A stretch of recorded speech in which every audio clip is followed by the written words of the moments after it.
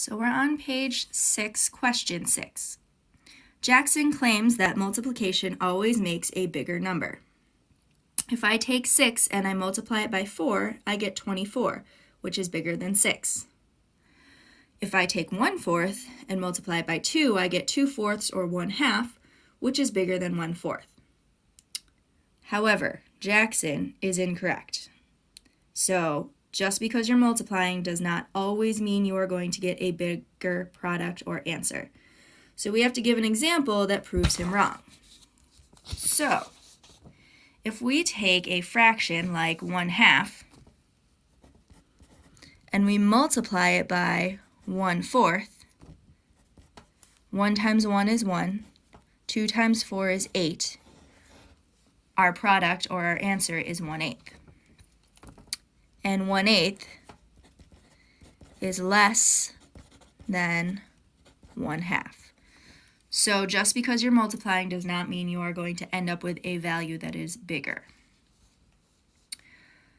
Number 7 is a little bit confusing, so just follow along. We will be using the information from the line plot quite a bit. But we'll start off with this first part. Jill collected honey from 9 beehives and recorded the amounts in gallons. So here's our line plot, and here are the values of each beehive for how much honey was inside of each one. Now this first part, part A, what is the value of A to D?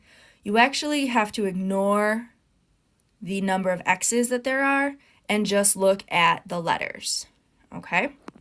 So when you're looking, you see 0 to 1. That's 0 gallons, 1 gallon, 2 gallons, and 3 gallons, okay? Now all the dashes in between have a different value, okay? Because there are 8 dashes, that's showing us the number of pints inside of each gallon. So this first dash would be 1 pint, 2 pints, 3 pints, and so on and so forth. Once you get to 8 pints, that's when you get to the value of 1 gallon. The other thing you're going to need to know is that every 2 dashes is 1 quart because there are 2 pints in a quart. So 1 pint, 1 quart, 3 pints, 2 quarts. So you kind of have to keep that in mind as you're looking through. So when we go to where A is, it's actually the 6th dash between 0 and 1 gallon. So we're not quite at 1 gallon, we're at 0. Okay? Now, because it's 2, 4, 6, it's at the 6th spot, that means that there are 3 quarts because here's 1 quart, 2 quarts, 3 quarts. If we had 4 quarts, that would be a gallon, but it's back here. So it's 3 quarts and no pints. Okay? Now for part B, notice how it's after the 1. So we automatically have 1 gallon, and it's nowhere close to 2. So it's just 1 gallon. And then we have to see how many dashes are after that. So there's 1, 2, 3, 4. B is at the 4th dash between 1 and 2. Okay? Now because it's an even number, we know that it's equal to a certain number of quarts. So 1, 2, there's 1 quart, 3, 4, there's 2 quarts, and nothing left over. So 1 gallon and 2 quarts honey for marker B. Okay? Now if we look in our line plot at C, notice how it's after the 2 gallon mark. So we automatically have 2 gallons. And notice how it's just the first dash after the 2. Okay, so it's not enough to be 1 quart, it's in the between, which means it's 1 pint.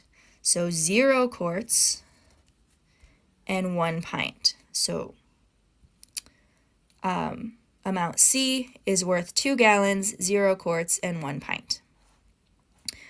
And then D, notice how it's still between 2 and 3. So it's still 2 gallons. Okay. And then we look at how many dashes it is after that. So 1, 2, 3, 4, 5. Okay? So we have enough for 1 quart, 2 quarts, but not enough for 3 quarts. Okay? So it's 2 gallons, 2 quarts, and because they have that 1 extra, it's 1 pint. Okay? So there's a beehive with 3 quarts. There's a beehive with 1 gallon and 2 quarts. There's beehives with 2 gallons and 1 pint. And there's beehives with 2 gallons, 2 quarts, and 1 pint of honey.